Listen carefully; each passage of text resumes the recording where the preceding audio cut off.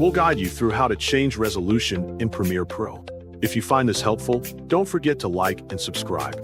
People search for this tutorial because many Premiere Pro users want to adjust video resolution and preview settings, but are unsure where to find these options.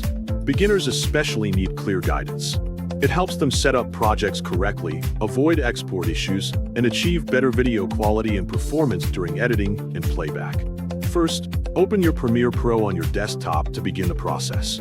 Once it has fully loaded, you may open up your existing project from the Start screen. If you have not created any project yet, simply press the New Project button and set up a new one. After your project is ready, look for the Sequence option at the top menu of the screen. Click on it to see more available options related to your editing timeline. From the drop-down menu, find the Sequence Settings option and tap on it to open the Settings panel. From here, you can customize more things than just the resolution, giving you greater control over your project setup. Next, look for the Video Preview section within the Settings panel.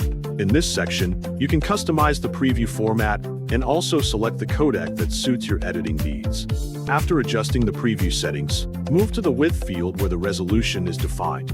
Click on the number in the Width box in order to change the resolution value. Then, type your desired size of resolution based on your project requirements.